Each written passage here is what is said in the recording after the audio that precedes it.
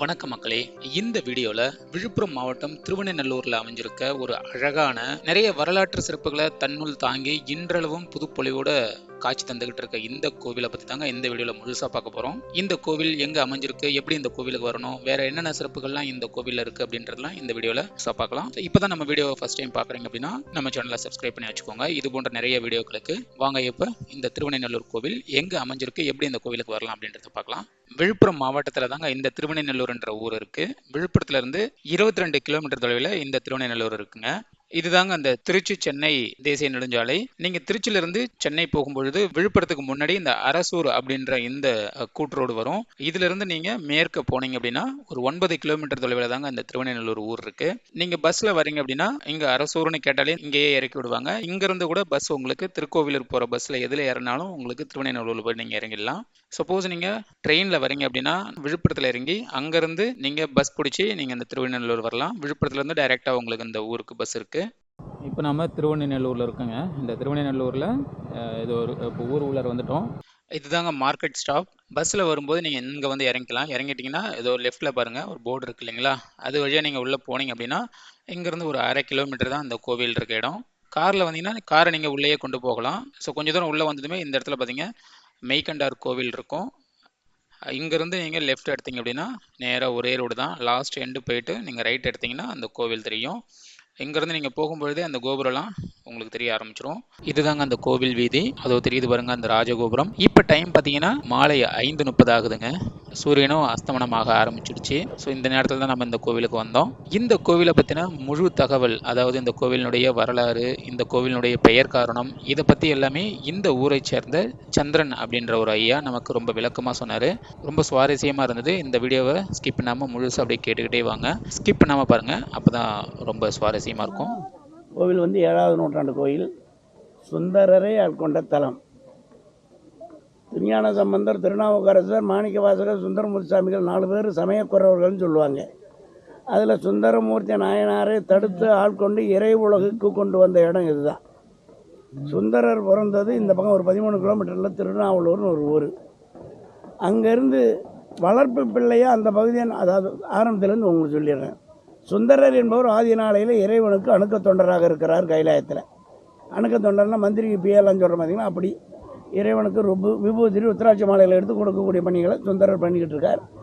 அதே மாதிரி அம்பாளுக்கு கமலினி அணிந்ததை என்று 2 பணிப்பெண்கள்.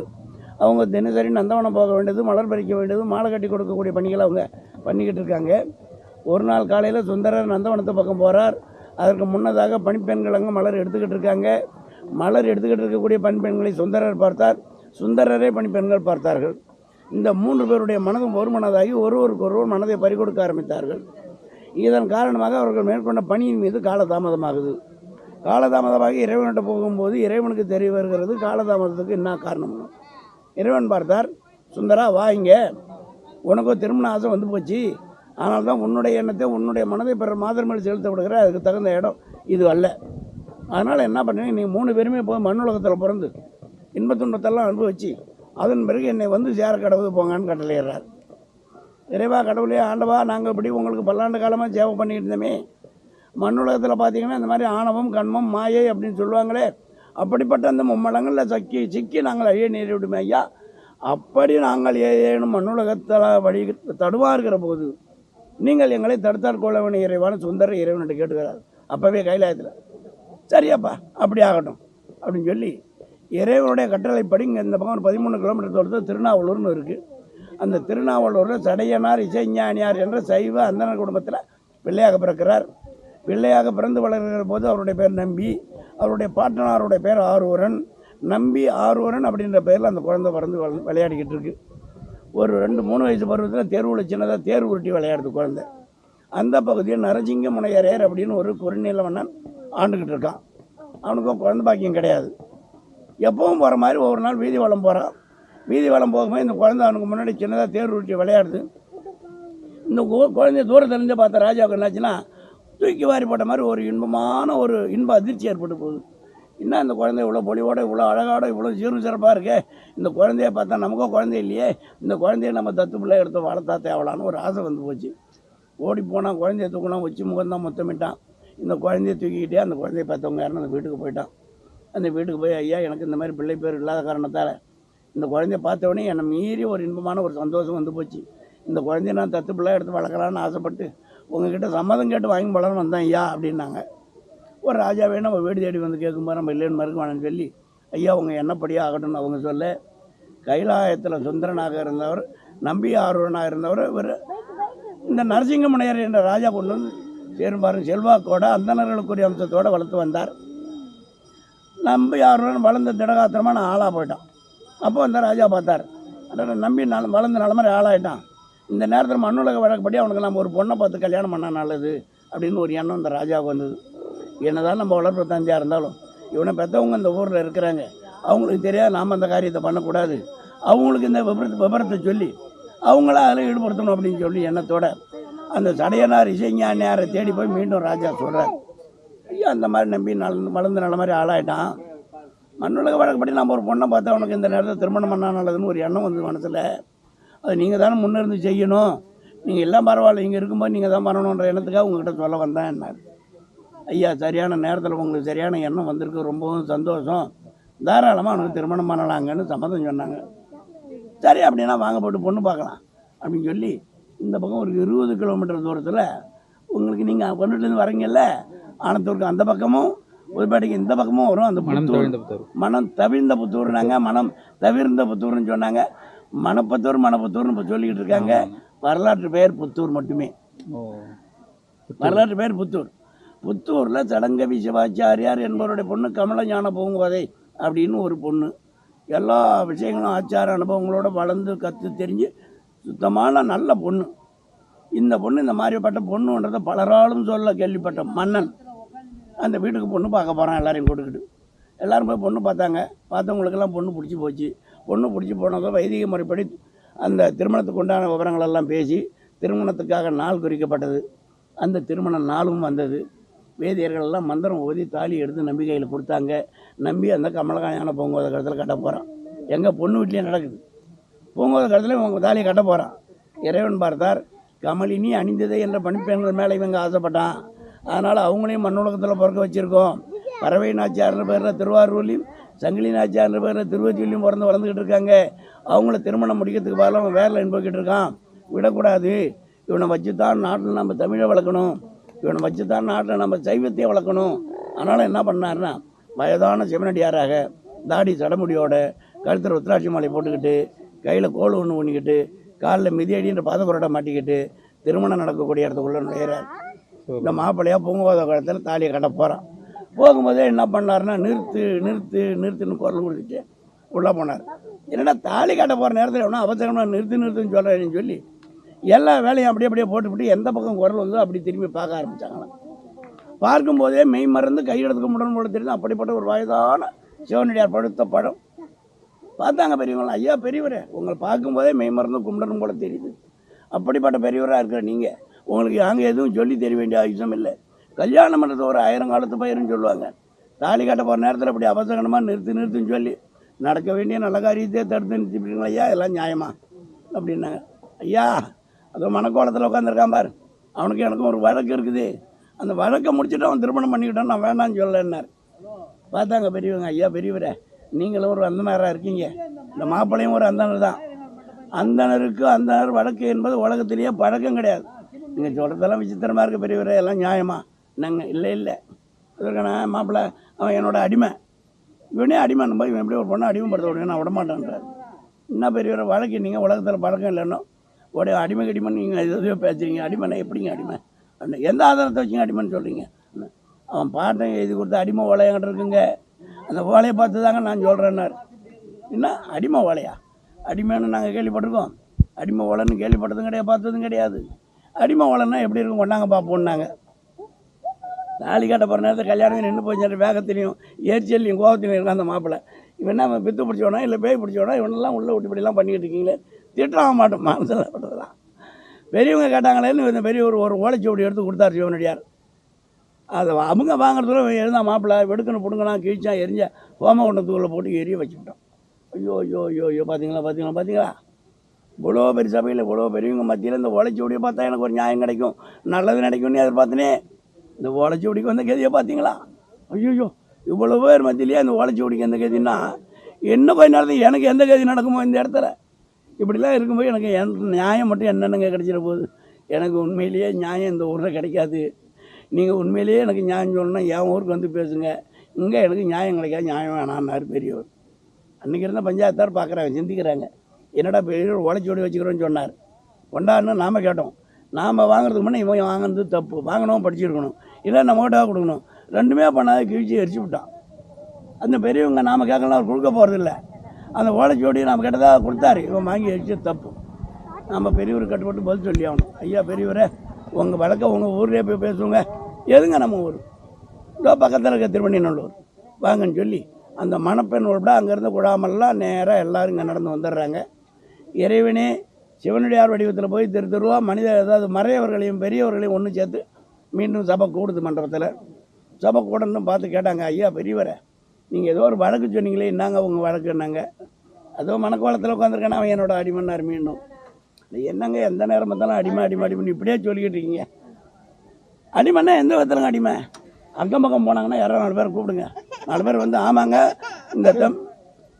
இந்த ஆள் இவரோட ஆள் தாங்க, நாங்கள் பல வருஷமாக அவரை பார்த்துக்கிட்டு இருக்கோம், அவர் பேச்சு மீறி எதையும் செய்ய மாட்டோம், அவர் சொல்கிறது உண்மை தாங்க, அவர் அவரோட ஆள் தாங்க அப்படின்னு 4 பேர் சொன்னால் நாங்கள் ஏற்றுக்கிறோம். அப்படி இல்லைன்னா எழுத்து மூலமான ஆதாரங்கள் எதையும் வச்சுருக்கீங்களா கொடுங்க, ஏற்றுக்கணும் அப்படின்னாங்க. உடனே இவங்க சொல்கிறாரு, இவர் ஐயா அப்படி நேராக வந்து சொல்லக்கூடிய சாட்சி எதுவும் என்கிட்ட கிடையாது. இந்த வம்பு பிடிச்சவன் இருக்கிறான் பார், அவன் எதாவது ஏடா விட பண்ணோன்னு நான் என்ன பண்ணேன், மூளை ஓலை பத்திரமா இங்கே வச்சுவிட்டேன். அங்கே கொண்டு வந்து கொடுத்தது முறி ஓலை, அங்கே கொண்டாந்து கொடுத்தது படி ஓலை, நகல் ஓலை. அது நல்ல காலம் நான் மூளை ஓலை கொடுத்துருந்தேன்னா இப்போ எனக்கு சாட்சி இல்லாத போய்ட்டுருக்கோம். மூளை ஓலை பத்திரமா என்கிட்ட இருக்குது. சரியான உத்தரவாதம் கொடுத்து பாதுகாப்பு கொடுக்குறேன்னு சொன்னால் உங்ககிட்ட மூளை ஓலை கொடுக்குறேன், அதன் பிறகு நீங்கள் திருப்பி சொல்லுங்க. என்ன பெரியவர் சிவனடியார் மாதிரி வந்தீங்க, ஒரு கூட்டத்தையே போட்டு ஒரு நாடகத்தையே நடத்திக்கிட்டு நிற்கிங்க. மூளை ஓலைன்றீங்க, முறி ஓலைன்றீங்க, நகல் ஓலைன்றீங்க, ஒன்றுமே புரியல. சரி ஒன்றாங்க பார்ப்போம் அந்த மூளை ஓலைன்னாங்க. இவர் மறுபடியும் ஒரு ஓலைச்சுவடி கொடுக்குறார். அதை வாங்கி படிக்கிறாங்க. அருமறை நாவல் ஆதிசைவன் ஆரூரன் செய்கை பெருமுனி வெண்ணெய்நல்லூர் பித்தனுக்கு யானும் என்பால் வருமுறை மரபுள்ளோரும் வழி தொண்டு செய்தற்கு ஓலை இருமையால் எழுதி நேர்ந்தேன் இதற்கவே என் எழுத்து இப்படிக்கு ஆர்வலன். திருவண்ணைநல்லூரில் வாழக்கூடிய பித்தனாகி ஈசனுக்கு நான் அடிமை. நான் மட்டும் இல்லை, என் பின்னாடி வரக்கூடிய சந்தை பூராமே அடிமை. இது யாருடைய தூண்டுதலையோ பயமுறுத்தலையோ அச்சுறுத்தலையோ இதை நான் எழுதுகிறேன். என் உள்ளும் புறமும் தீர ஆலோசனை பண்ணி முழு மனசம்மதத்தோடு எழுதி வச்ச ஓலை இது இப்படிக்கு ஆர்வலன் கையெழுத்து. படித்து பார்த்த பெரியவங்க வர பேய் அறிஞ்ச மாதிரி எடுத்துக்கிட்டு பண்ணிக்கிறாங்க. என்னடா வம்பா போச்சு. இந்த ஓலைச்சுவடியை சொல்கிற வாசை எப்படி பார்த்தா இந்த நம்பிக்கை நம்ம கல்யாணம் ஏற்பாடு பண்ணது தப்பு. இந்த நம்பி இந்த பெரியவர் பின்னாடி தான் அனுப்பி வைக்கணும், வேறு வழியில் அதான் இந்த ஓலைச்சுவடி சொல்லுது அப்படின்னு எல்லாரும் சேர்ந்து ஒரு முடிவுக்கு வர்றாங்க.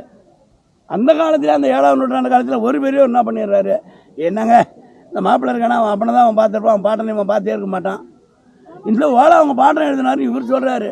அவங்க பாடம் தான் இது எழுதி கொடுத்தாருன்னு எப்படிங்க ஏற்றுக்க முடியும்? அதெல்லாம் இந்த ஓலைச்சுவடி ஏற்றுக்க முடியாதுங்கன்னு ஒருத்தர் கேள்வி கேட்க ஆரம்பிச்சிட்டார்.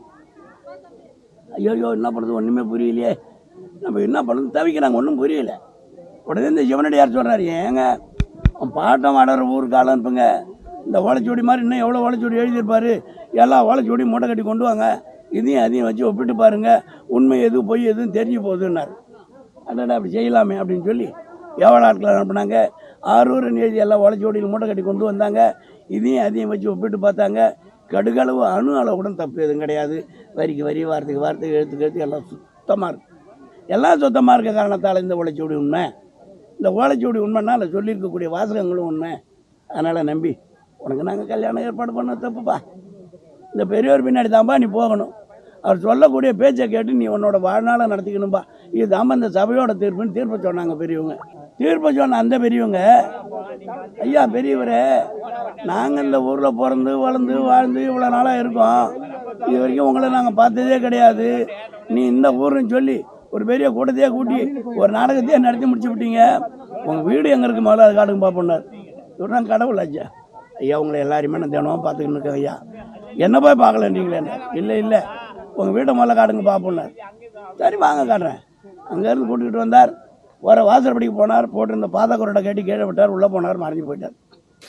ஐயா பெரியவர் ஐயா பெரியவர் ஐயா பெரியவர்னு கூச்சல் போட்டு பார்த்தா எங்கேயுமே கிடைக்கல. அப்போ ஆகாய மார்க்கமாக அசரீரியான ஒரு குரல் கேட்க, சுந்தரா என்னை என்னமோ உனக்கு தெரியலையா, தக்க நேரம் வருகின்ற போது உன்னை நான் தடுத்தாற் கொள்வேன் கைலாயத்திலே சொன்னேனே அப்படின்றார். இது வரைக்கும் மண்ணுலக ஆட்சியில் இருந்த நம்பிக்கை இறைவனோட குரலை கேட்ட உடனே தாய் பசு குரலை கேட்ட கண்ணுக்குட்டி மாதிரி இறைவா கடவுளே ஆண்டவா என்னை தடுத்து ஆட்கொள்ள வேணுன்ற எண்ணத்துக்காக அப்படிப்பட்ட ஒரு நாடகத்தை நடத்துனீங்களா? இது தெரியாது நான் அவங்களே என்னவோ பித்தன் பேனெல்லாம் சொல்லி திட்டி விட்டேனே, நான் என்ன பண்ணுவேன் ஏது பண்ணுவேன்னு ஆதங்கப்படுறான். பண்ணி ஒன்றும் ஆதங்கப்படவானா?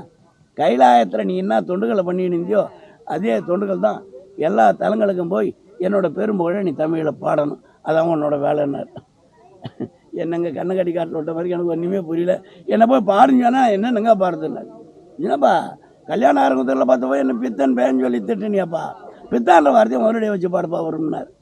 பித்தா பிறை சூடி பெருமானே அருளாளா எத்தான் மறவாதே நினைக்கின்றேன் மனத்து உன்னை வைத்தாய் வெண்ணெய் தென்பால் வெண்ணினுள்ளூர் அருள் துறையுள் அத்தா உனக்கு ஆளா இனி அல்லேன் நிழலாமேன்னு இறைவன் பித்தாயின் அடி எடுத்து கொடுக்க சுந்தரர் முதலாக தேவாரம் பாடுகிறார். இறைவனும் இறைவியும் தம்பதி சமேதராக ரிஷபவாகனத்தின் மேலே உட்கார்ந்து ரிஷபாரூடராக காட்சி கொடுத்தார்கள். மண்ணுலக மக்கள் எல்லாம் கண்ணால் கண்டு தரிசனம் பண்ணாங்க. தேவர்கள் எல்லாம் மலர் மாறி போயிருந்தார்கள். அந்த அற்புதம் நடந்த பூமி ஐயா இது திருவண்ணநல்லூர். இந்த கோயிலுக்கு பேர் அருள்துறை. அது யார் சொல்றாரு? சுந்தரர் சொல்றார்.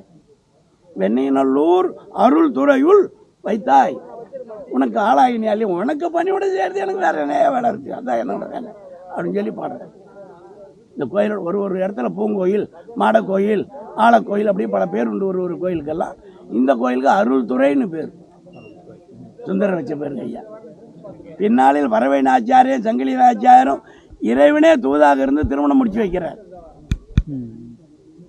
நிறைய கதை. இது சுந்தரரோட மூலவர் சன்னதி ஐயா.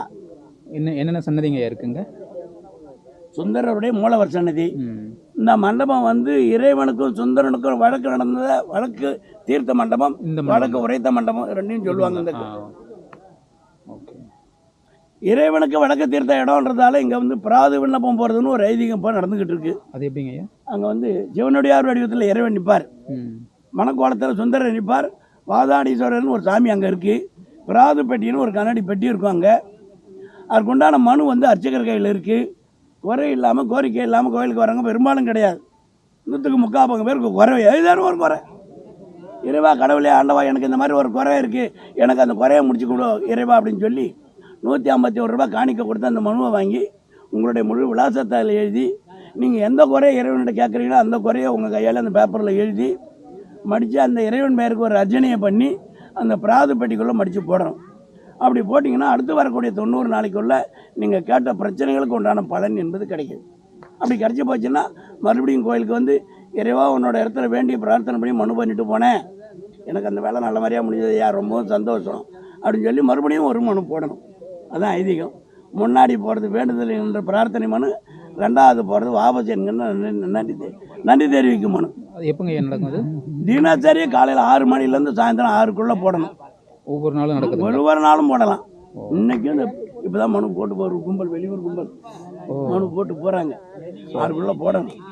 சூரிய உதயம், சூரிய அஸ்தமனம் நேரம், பாட்டியமே, அஷ்டமி, நவமி, இதெல்லாம் நம்ம நேரம் பார்க்குறது. அதெல்லாம் அலுவலகம் திறந்துருக்குது, அர்ச்சகர் இருக்காரா, எப்போ வேணாலும் போடலாம். சூரிய உதிச்சிருக்கணும், சூரிய மறையத்துக்குள்ளே போடணும். அது வேண்டுதல் மாதிரி, அது ஒரு வேண்டுதல் பிரார்த்தனை மாதிரி, பிராது மாதிரி. ஓகே. கம்ப்ளைண்ட் அடிச்சிட்டான் வச்சிட்டான் போலீஸில் கொடுக்குறோம்ல, அதே மனு. ஐயா நான் பணம் கொடுத்தேன், யார் 2 லட்சம் வாங்கி போனான், அது சொல்ல கொடுக்க மாட்டேன்றான், வட்டியும் கொடுக்க மாட்டேன்றான், கேட்க போனால் அடிப்போம் அதை பண்ண மாட்டேறான். ஐயா ஆள் நிறையா வச்சுக்கிறான். ஐயா என்ன பண்ணுறது, மணி ஆயுது போடுறான், போட்டு போய் ஒரே வாரத்தில் திரும்பி வர்றான். ஐயா நான் போகணும் பாருங்க ஐயா, பாதி பணம் இப்பயே கொடுத்துட்டாங்க ஐயா, ரொம்ப ரொம்ப சந்தோஷம் ஐயா அப்படின்னு சொல்கிறான். பொண்ணு பார்க்குறான், மாப்பிள்ளை வச்சுருப்பான், பல வருஷமாக பொண்ணு பார்ப்பேன் கிடைக்காது, பொண்ணு வச்சுருப்பான், மாப்பிள்ளை பார்ப்பேன் கிடைக்காது. எல்லாத்துக்கும் தீர்வு இது பிராது மனு போட்டால் நடக்குது. அப்படி ஒரு ஐதீகம் இந்த திருவண்ணநல்லூரில் இருக்குது. ஆமாம், இன்றைக்கும் சிறப்பாக நடந்துக்கிட்டு இருக்கு அந்த வேலை. சரிங்க. தினசரி மனு போடுறவங்களும் வர்றாங்க, வாபஸ் வாங்குறவங்களும் வர்றாங்க. சரிங்க சரிங்க, ரொம்ப நன்றிங்க. இந்த ஊருக்கு எப்படிங்க வரணும்? அது ஒரு வழி. நீங்கள் பண்ருட்டிலேருந்து வரீங்கல்ல, அரசூரில் வந்தால் திருவண்ணநல்லூர், விழுப்புரம் வந்தாலும் அரசூர் வந்து திருவண்ணநல்லூர், விழுப்புரத்து வந்து அப்படி வந்து யானாயமங்கலம், சிறுவானூர், யாவம்பூர் வந்து அங்கே திருவண்ணநல்லூர், திருக்கோவிலூர்லேருந்து வந்தால் சித்தேரிங்கமடம் திருவண்ணநல்லூர், இந்த உளுந்தூர்பேட்டையிலேருந்து வந்தால் பெரிய சாலை சக்கரால அப்படியே வந்தால் திருவண்ணநல்லூர். இந்த 4 பகுதி இடங்களும் 20-22 கிலோமீட்டர் தூரத்தில் இருக்குது. மையப்பகுதியாக அந்த திருவெண்ணநல்லூர் இருக்குங்க ஐயா. பேருந்து வசதி எனி டைம் எந்த நேரமும் எல்லா ஊர்லேயும் பேருந்து வசதி இருக்குங்க. ஓகே. வெளியூர்லேருந்து வரவங்களுக்காக எல்லா ஊர்லேயும் நேரடியாக இந்த ஊருக்கு வர்றதுக்கு பேருந்து வசதி இருக்குது. கோவில் நேரம் திறந்திருக்கும் நேரம்? கோவில் நேரம் காலை 6 முதல் 12 வரை, பிற்பகல் 4 முதல் 8 வரை. ஓகே. சிறப்பு நாட்கள், திருவிழா நாட்கள் அந்த மாதிரினா? திருவிழா நாட்கள் வந்து பங்குனி மாதம் கிருத்திகையின் போது கொடி கட்டுவாங்க. பங்குனி உத்தரத்துக்கு தேர் போயிடும். 12 நாள் திருவிழா அது சிறப்பாக நடக்குது. ஒரு நாளும் சிவாலயங்களில் நடக்கக்கூடிய அத்தனை திருவிழாக்களும் இங்கேயும் உண்டு. ஒவ்வொரு மாதமும் ஆடி மாதம் சுவாதி நட்சத்திரத்தில் சுந்தரருக்காக ஒரு திருவிழா. அதுதான் இந்த மண்ணின் பெருமை, இந்த கோயிலின் பெருமை, இறைவனோட பெருமையை எடுத்து சொல்லக்கூடிய ஒரு திருவிழான்னா ஆடி சுவாதி. ஆடி மாதம் சுவாதி நட்சத்திரத்தை இது பண்ண வருன்றதால ஆடி சுவாதி குரு பூஜையும் சிறப்பான முறையில் அன்னதானமும் 2 நாட்கள் சுந்தரர் கல்யாணம் நடக்கிற மாதிரி, போய் கல்யாணத்தை தடுக்கிற மாதிரி சமய சொற்பொழிவுகள் நடக்கும். அந்த வரலாற்றை அப்படியே செயல்முறையில் பண்ணுவோம். அது எந்த நாளுங்க? அது ஆடி மாதம் சுவாதி நட்சத்திரம் வருதுன்னா முதல் நாளும் சுவாதினையும் நடக்கும். சரிங்க. நீங்கள் பத்திரிக்கை பார்க்கணும், யாரையும் கேட்க வேணாம். ஆடி மாதம் சுவாதின்னு சொன்னால் ஆட்டோமேட்டிக்காக வரலாம். அந்த திருவிழா உண்டு. ஆவணி மாதம் புட்டு உற்சவம். ஆவணி மாதம் அரிமர்தன பாண்டியன் வைகை கரையை கட்டலானே, புட்டுக்கு மண் கொடுத்து கோழி கொள்வார் உண்டு ஒன்று இறைவனே போய் புட்டு வாங்கி சாப்பிட்டு அணையை கட்டுற அந்த ஐதீகம் ஆவணி மாதத்தில் வீதி உற்சவம் நடக்கும். ஐப்பசியில் சோறு சம்பாரம் நடக்கும். மார்கழியில் ஆருத்ரா தரிசனம் நடக்கும். சிவாலயங்களில் நடக்கக்கூடிய அத்தனை விழாக்களும் இங்கேயும் உண்டு. ஐப்பசி பருவம் அன்னாபிஷேகம் நடக்கும். மாசி மாதத்தில் சிவராத்திரி 2 நாள் 4 கால பூஜை ரொம்ப சிறப்பாக நடக்கும். சரிங்க. ரொம்ப சிறப்புங்க. ரொம்ப நன்றிங்க. உங்களுடைய பேருங்கய்யா? என் பேர் சந்திரன். இந்த ஊர் தானங்க? இதே ஊர். சரிங்க. கோயில் பணியில் முன்னோடியாக இருந்து வேலை செய்யக்கூடிய குடுப்பனைக்கு ஆட்பாட்டவன். ரொம்ப நன்றிங்கய்யா.